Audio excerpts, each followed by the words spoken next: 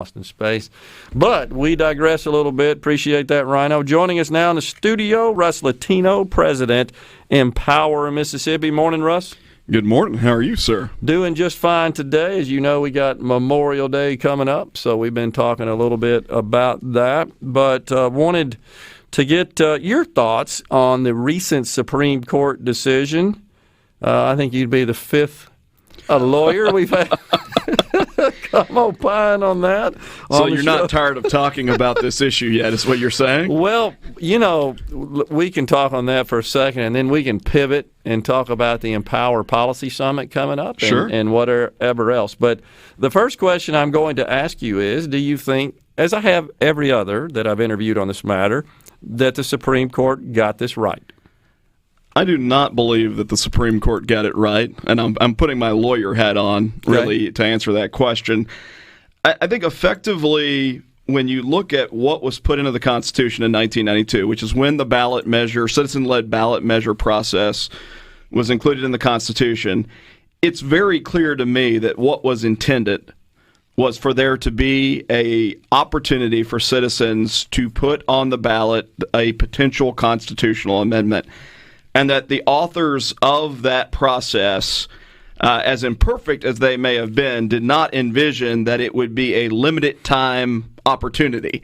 You know, bye now. It was quite clear that what they intended was to create a process that would endure as long as the Mississippi Constitution endured. And so we know exactly what they intended to do, and we know exactly how that was understood for 20-plus years, even after the redistricting occurred, where we saw multiple ballot measures be considered. We saw the legislature actually put forward alternatives to ballot measures, which they're allowed to do under that process in the Constitution. So that shows you that the legislature believed that it was an operative provision.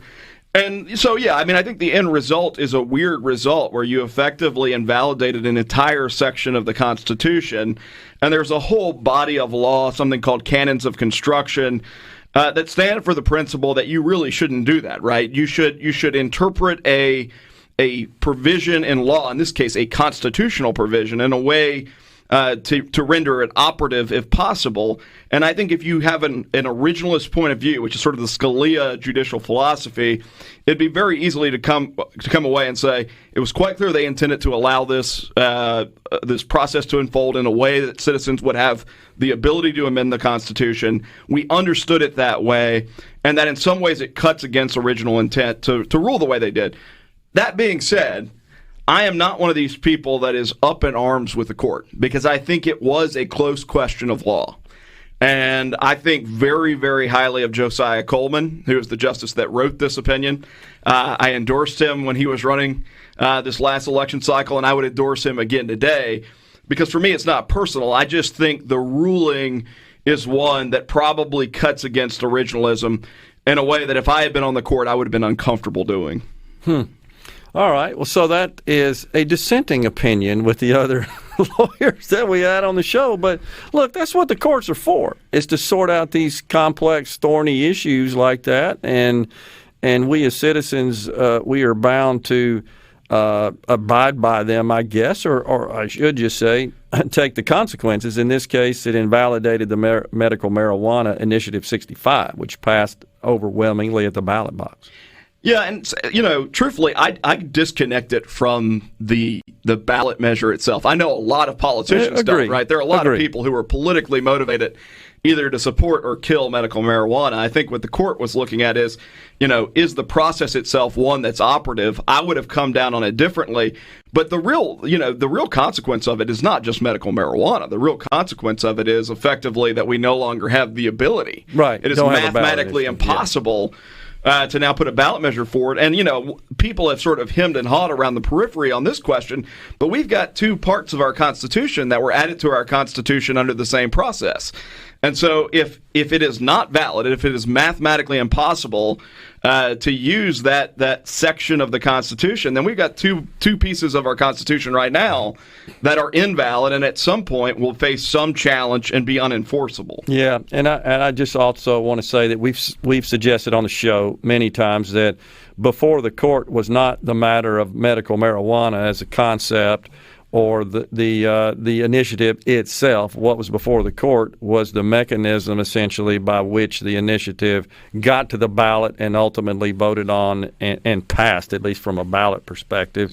And the court can't consider beyond that, right? And that's not what the lawsuit was about. It didn't say, hey, having a medical marijuana program is unconstitutional. That's not what the pretext of the lawsuit was. This is where I would probably draw a distinction with you a little bit. Okay. And that I think you're right in terms of the court's motivation. The court has to look at it and say, do we think this provision in the Constitution is operative or not? Okay. But I would say the motivation of some of the litigants was absolutely to destroy a medical marijuana program that the people otherwise voted for. Well, that kind of goes back to the intent of the ballot initiative process versus the strict language and the signature collection aspect of that, requirement of that. So, yeah, I agree. So the question is, what do you think they ought to do down there at the Capitol? What should the governor do? Should he call a special session to address both of these matters? We have what is right now essentially a dead ballot initiative process or not one that would, I guess, stand the test of a court if somebody wanted to protest it with a lawsuit. And then we got the issue of the citizens seem to favor having a medical marijuana program in the state. So what I would tell you is, again, I would disconnect those two things for me and from sort of an organizational perspective. So we're not engaged on medical marijuana. I would say, like as an outside observer looking at it, that quite clearly a large percentage of the population decided that they wanted medical marijuana as a program. And I suspect that at some level, the people that are serving in the legislature who recognize that they represent the will of those people in their districts are going to try and accommodate the will of the people on that issue. I think the bigger question is what to do now that there is no initiative process. So I would almost view medical marijuana as a foregone conclusion in some form or fashion, and there'll be lots of debate between stakeholders in that fight. We're not part of that. The bigger question is, do we give the people the ability to say, you know what, we actually disagree with what the legislature's doing, or we think the legislature is being inactive in a way that hurts the people, and so we want the ability to put something on the ballot. What I would suggest is, one, we have a representative form of government. And so I think it is quite literally a Republican form of government, right, where we elect people to represent our interest. That is good. And I don't think that we should implement policies that result in mob rule, where we become California, where every other day there's a new initiative to consider. I do think it makes some sense, and I think this is very clearly the will of the people in a popular viewpoint, that there be some ability to force an issue from the electorate. And so what I would suggest is, instead of an initiative process that amends the Constitution, you have an initiative process that effectively allows people to propose statute or policy. And it's an important distinction that a lot of listeners may not get, but the Constitution is really the rules of the game. It tells us what our rights are as citizens. It tells us the limits of government and the process of government. That's different than policymaking. And so one of the problems under the old ballot measure process was that we effectively were taking policy and sticking it in our Constitution. That's generally not a good idea because it doesn't allow for flexibility. What I would say here is, if they're going to implement an initiative process, it should be an initiative process that allows for statutes to be enacted as a policy provision. And so that would be the distinction that I would draw. And then I would say two other quick things, Gerard. One, it should be set up in a way that you cannot propose a ballot measure that is contingent upon federal funding. So we shouldn't be able to say we're going to change the law and apply a higher standard of scrutiny from the public that is contingent upon what the federal government does, how they change funding formulas, whether or not they send money, because then we have given away essentially our representation. We have put into law something that is contingent upon something that folks we don't vote for decide in Washington, D.C. Yeah. And so that would be one. The third would be that the burden to overturn it or to amend it should be much higher if people pass something like that into law. You just answered the next question I had for you, which is, should we have a higher threshold, essentially, that would, before the legislature could take hold of something passed at the ballot box by the people via direct democracy, and just say, oh, no, we don't like that, we're taking it out of here. Yeah, it should be 2/3 or 3/4 or something that increases the burden. I agree. We got a break right here. We'll come right back. We've got Russ Latino, president of Empower Mississippi. In the Mississippi, in the studio. So a listener text in here, Russ, on the C Spire text line. What surprises me the most is that our legislators thought lottery was important enough to have a special session, but they do not think giving people relief with medical marijuana is as important as the lottery. That from Karen and Ripley. First thing before I let Russ speak, Karen, just keep in mind that it is the governor and only the governor who can call a special session, and I think it has to be for an express purpose, right, Russ? So your thoughts about Karen's comment here. Yeah, no, you're absolutely right. It's not the legislature that determines whether or not a special session occurs. It is, in fact, the governor, and it is subject to a call, which is like a prompt, right? This is the issue that you are being called back to deal with. I know there are a lot of people who are demanding a special session, both to deal with the ballot measure problem that we now have, knowing that something that people thought was part of their constitutional rights no longer exists. And then I think the second part of it is obviously the question of, 74% of the population, at least the population that wanted medical marijuana, chose Initiative 65. And so are you going to be responsive to the will of the people or not? I would say, though, to bear in mind that sometimes these things are not best rushed into. And I'm not saying that to suggest there shouldn't be a special session. I am saying it to suggest that if you force someone's hands quickly, sometimes you don't end up with as thoughtful of a product as you might otherwise have. Sure. And so, we should put an awful lot of thought into, now that we exist in this new world where this right no longer exists, it's no longer operative, no longer available to us, what does it look like for us to get this right so that we don't fall back into a similar problem years from now? Yeah. Right? And so I think it warrants taking some time and thinking it through and really getting it right. There are lots of good ideas floating around, but I'm not adverse to the notion that you would take a little bit of time figuring this out. Yeah.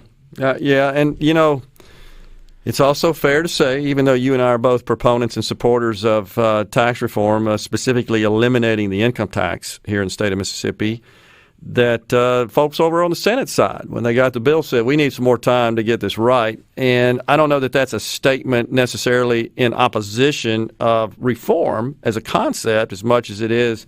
It just seems like they didn't feel like they had enough time to digest and consume all those details. There is zero doubt in my mind that delay is often used as a tactic to kill. I'm not suggesting that's what happened in the example that you pointed out. Yeah. I do think something like eliminating the income tax is something you want to be thoughtful about as well. Sure. But I do not think this is an issue that if for some reason a special session is not called, it's not an issue that somehow is not going to come up in the 2022 session. Yeah. It is a big enough deal. There is enough energy and momentum behind it that it's not going away between now and January if for some reason there wasn't a special session called. You're talking about medical marijuana, right? Yeah. Well, both medical marijuana yeah. and the question about what do we do with ballot the ballot initiative. Yeah, my bad. And so, of course, as we've said on the program before, to change the ballot initiative process requires going back to the ballot because we got to amend the Constitution. That's the only mechanism we have, which means the legislature would have to refer a measure to the ballot. And the next time that comes up from a statewide vote perspective is 2022.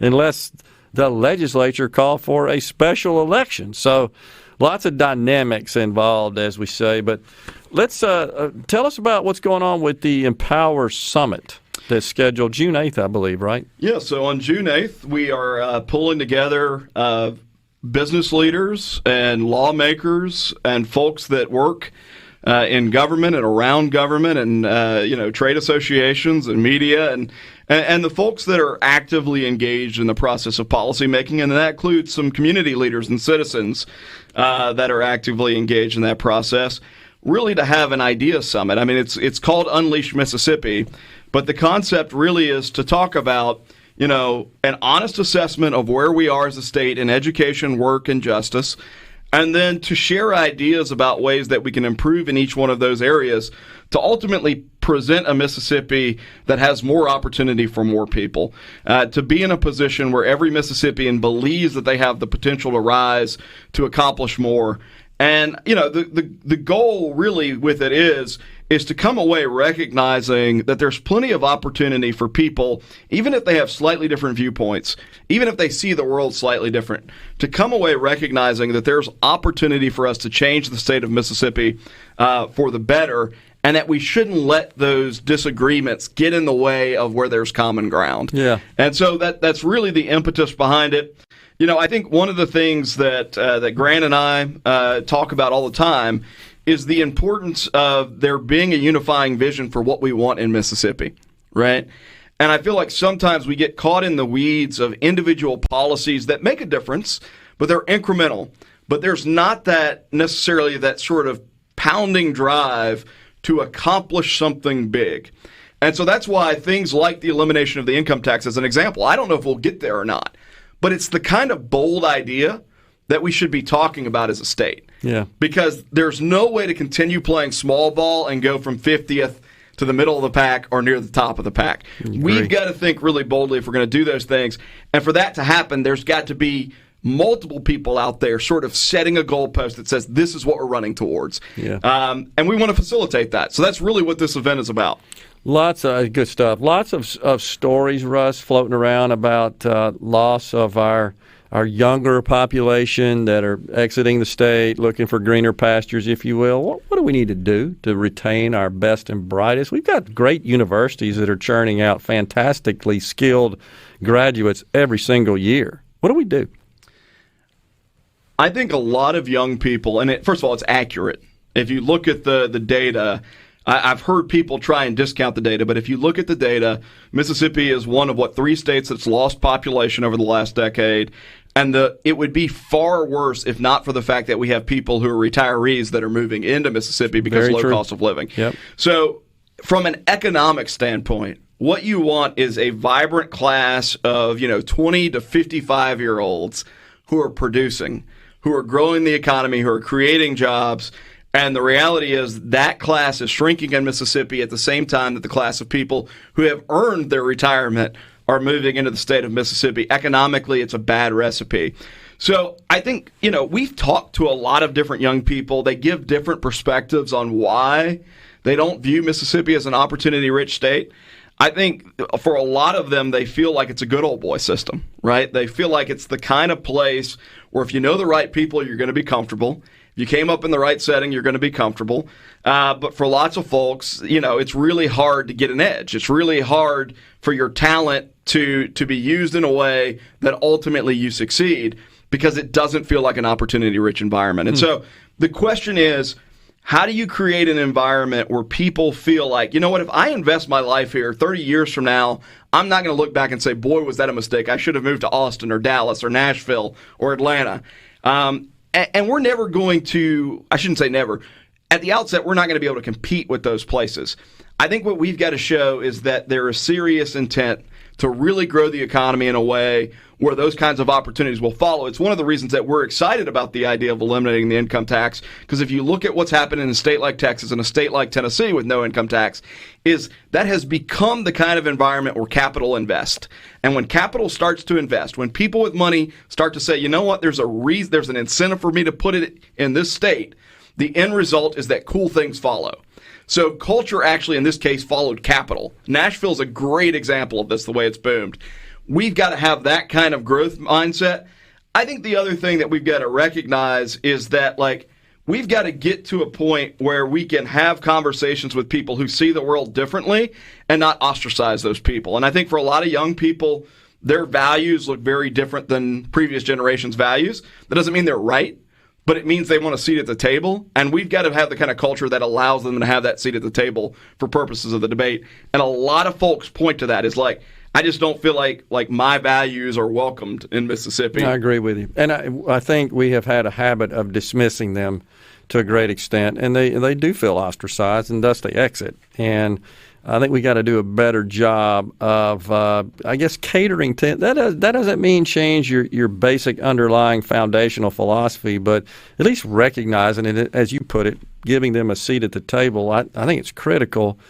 And it's, golly, I just think about all this money we invest in all these great universities. We turn out these graduates, and then they exit. We're not really getting a good return on the deployment of that capital, as you put it, so to speak. There's got to be a different approach, I think, and hopefully our folks in the legislature and our state leaders are tuning into this. And I think it's important, just as you've said, though, Russ, to sit down and have these direct conversations with those who've made those decisions. Tell us what's going on there. Otherwise, you're just dreaming what the problem is. There's the Twilight Zone music is playing in the background right now. I don't know what to make of that, Gerard.